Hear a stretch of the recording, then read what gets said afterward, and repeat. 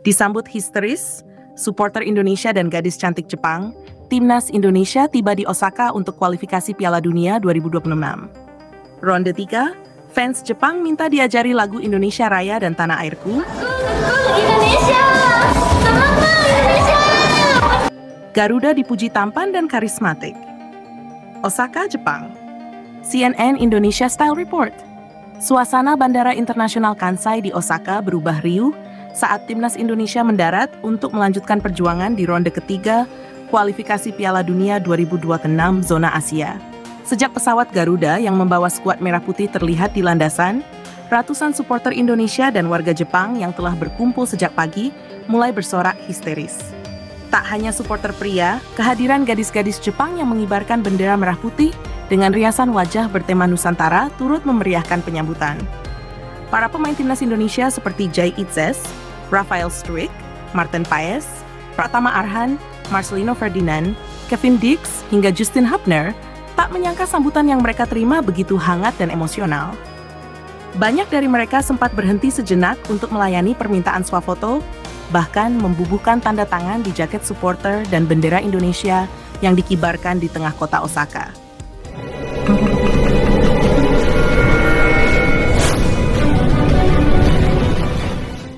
Namun yang paling mengejutkan adalah reaksi gadis-gadis Jepang yang meleh melihat ketampanan para punggawa Garuda.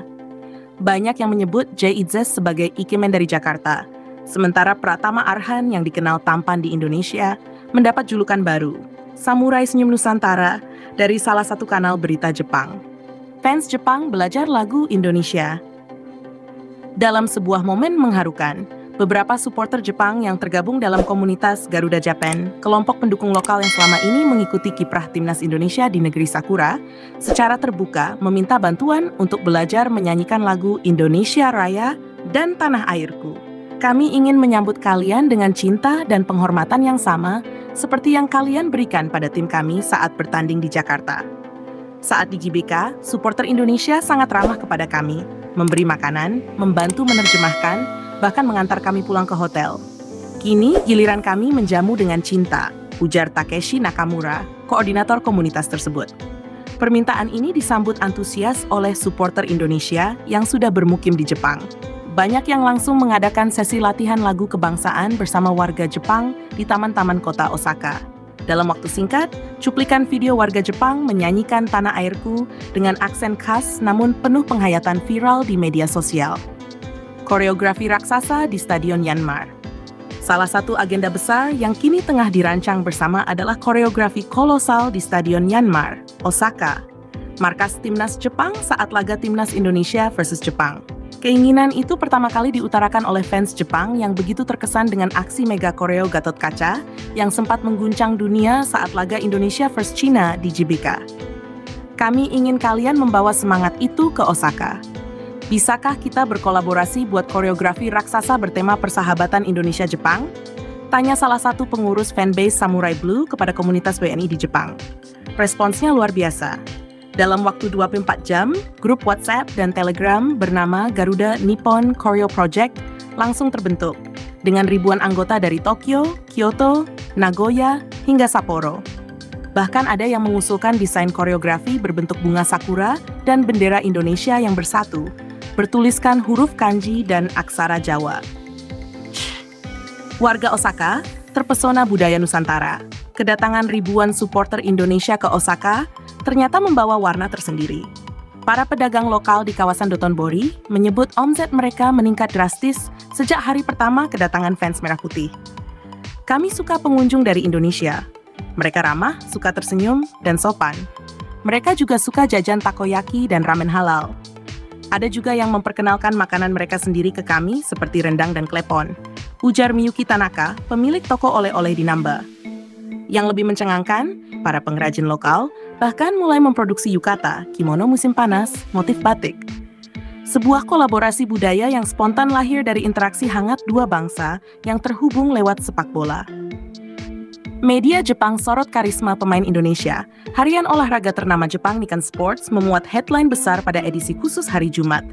Ketampanan skuad Garuda guncang Osaka. Jay, Marcelino, Arhan jadi pusat perhatian. Tak hanya media cetak, saluran TV nasional NHK juga menyiarkan liputan khusus tentang kedatangan Timnas Indonesia ke Jepang, menggambarkan bagaimana kekuatan soft power sepak bola bisa mempererat hubungan dua bangsa. Dalam segmen tersebut, Rafael Struijk diwawancarai langsung dan ditanya bagaimana rasanya disambut begitu meriah.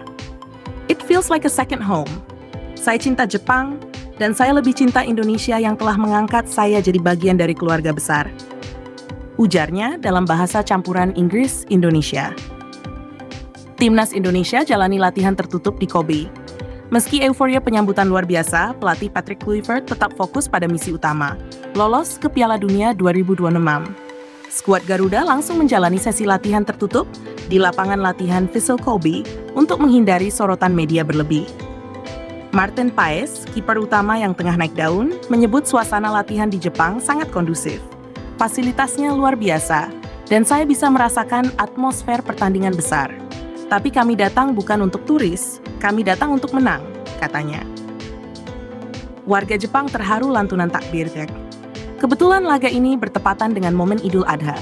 Saat malam takbiran, komunitas Muslim di Osaka mengundang para pemain dan supporter Indonesia untuk bergabung dalam perayaan spiritual tersebut. Meski sederhana, acara di halaman Masjid Ibaraki penuh kehangatan. Yang tak disangka, para warga Jepang yang melintas berhenti dan larut dalam lantunan takbir, tahmid, dan tahlil. Mereka mengaku belum pernah melihat umat Islam berkumpul dengan damai dan penuh cinta seperti itu. Suasana ini sungguh magis. Saya pikir Islam itu kaku dan asing. Tapi kini saya tahu, kalian menyebarkan cinta dan semangat lewat nyanyian dan semangat sportivitas, ucap Shiori Fujimoto, mahasiswa Osaka University. Penjualan tiket meledak, Jepang pertimbangkan tambah kuota penonton. PSSI dan JFF melaporkan bahwa tiket laga Indonesia vs Jepang di Stadion Yanmar ludes terjual dalam 9 menit sejak penjualan dibuka secara online. Bahkan lebih dari 30.000 WNI di Jepang mengajukan diri untuk masuk daftar tunggu. Ini gila. Kami tak menyangka antusiasme sebesar ini datang dari Indonesia. Kami pertimbangkan tambah kuota penonton dan buka layar lebar di taman kota, ujar Hideki Yamamoto, Direktur Event JFA. Kementerian Pariwisata Jepang bahkan menyebut Timnas Indonesia sebagai magnet baru diplomasi publik Asia. Penutup, Garuda bukan lagi underdog, tapi ikon regional. Kini, Timnas Indonesia bukan hanya dikenal sebagai tim sepak bola nasional, tapi telah menjadi duta budaya, perdamaian, dan persahabatan Asia.